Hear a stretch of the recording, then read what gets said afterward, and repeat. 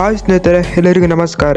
RCBಗೆ ಹೊಸ good news ಸಿಕ್ಕಿದೆ. ಅದೇನು ಎಲ್ಲವನ್ನು ಈ ವಿಡಿಯೋದಲ್ಲಿ ನಿಮ್ಗೆ ತಿಳಿಸ್ಕೊಡ್ತಾ ಹೋಗ್ತೀನಿ. ಅದಕ್ಕಿಂತ ಮುಂಚಿತವಾಗಿ ಚಾನಲ್ಗೆ ಸಬ್ಸ್ಕ್ರೈಬ್ ಮಾಡ್ಕೊಂಡಿಲ್ಲ ಅಂತ ಹೇಳಿದ್ರೆ ಈ ಕೂಡಲೇ ಚಾನಲ್ಗೆ ಒಂದು ಸಬ್ಸ್ಕ್ರೈಬ್ ಮಾಡ್ಕೊಳ್ಳಿ ಹಾಗೂ ವಿಡಿಯೋಗೆ ಒಂದು ಲೈಕ್ ನ ಮಾಡಿ ಹಾಗೂ ಈ ವಿಡಿಯೋನ ಕೊನೆವರೆಗೂ ನೋಡಿ. RCB ವಿರುದ್ಧ CSK 28 ಮಾರ್ಚ್ಗೆ ಆಡಲಿದೆ.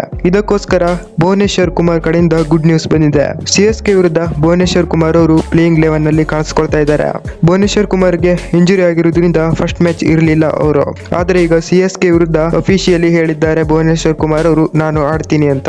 CSK ವಿರುದ್ಧ RCB ಯ ಪ್ಲೇಯಿಂಗ್ 11 ಹೀಗಿರುತ್ತೆ ನೋಡಿ. ಓಪನಿಂಗ್ ನಲ್ಲಿ ಫಿಲಿಪ್ ಸಾಲ್ಟ್ ಹಾಗೂ ವಿರಾಟ್ ಕೊಹ್ಲಿ ಅವರು ಆಬ್ವಿಯಸ್ಲಿ ಇದ್ದೇ ಇರ್ತಾರೆ. ಇನ್ನು ಎರಡನೇ ಸ್ಲಾಟ್ ನಲ್ಲಿ ರಜತ್ ಪಟಿದಾರ್ ಅವರು ಇದ್ದೇ ಇರ್ತಾರೆ, ಆಲ್ಸೋ ಕ್ಯಾಪ್ಟನ್ ಕೂಡ ಹೌದು. ಮೂರನೇ ಸ್ಲಾಟ್ ನಲ್ಲಿ ದೇವದತ್ ಪಡಿಕಲ್ ಅವರು ಇದ್ದೇ ಇರ್ತಾರೆ. ನಾಲ್ಕನೇ ಸ್ಲಾಟ್ ನಲ್ಲಿ ಲಿಯಾಮ್ ಲಿವಿಂಗ್ಸ್ಟನ್ ಅವರು ಇದ್ದೇ ಇರ್ತಾರೆ. ಐದನೇ ಸ್ಲಾಟ್ ನಲ್ಲಿ ಜಿತೇಶ್ ಶರ್ಮಾ ಅವರು ಆಡಿದ್ರೆ, ಆರನೇ ಸ್ಲಾಟ್ ನಲ್ಲಿ ಟೀಮ್ ಡೇವಿಡ್ ಅವರು ಆಡ್ತಾರೆ. ಏಳನೇ ಸ್ಲಾಟ್ ನಲ್ಲಿ ಕುರ್ನಾಲ್ ಪಾಂಡ್ಯ ಅವರು ಆಡಿದ್ರೆ, ಎಂಟನೇ ಸ್ಲಾಟ್ ನಲ್ಲಿ ಭುವನೇಶ್ವರ್ ಕುಮಾರ್ ಅವರು ಆಡ್ತಾರೆ. ಒಂಬತ್ತನೇ ಸ್ಲಾಟ್ ನಲ್ಲಿ ಯಶ್ ದಯಾಳ್ ಅವರು ಆಡಿದ್ರೆ, ಹತ್ತನೇ ಸ್ಲಾಟ್ ನಲ್ಲಿ ಜೋಸ್ ಹೆಜಲ್ವುಡ್ ಅವರು ಆಡ್ತಾರೆ. 11ನೇ ಸ್ಲಾಟ್ ನಲ್ಲಿ ಶ್ರೇಯಸ್ ಶರ್ಮಾ ಅವರು ಇಂಪ್ಯಾಕ್ಟ್ ಪ್ಲೇಯರ್ ಆಗಿ ಆಡ್ತಾರೆ.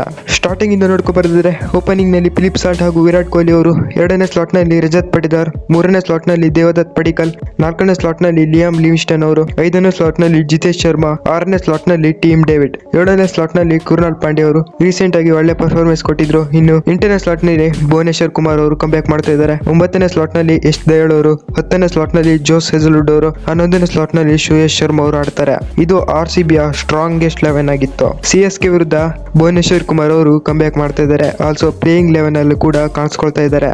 ಇದರ ಬಗ್ಗೆ ನಿಮ್ಗೆ ಅನಿಸುತ್ತೆ ಅಂತ ಕಾಮೆಂಟ್ ನಲ್ಲಿ ತಿಳಿಸಿ. RCB ಈ ಸತಿ ಕಪ್ ಗೆಲ್ಲುತ್ತಾ? ಕಾಮೆಂಟ್ ನಲ್ಲಿ ತಿಳಿಸಿ.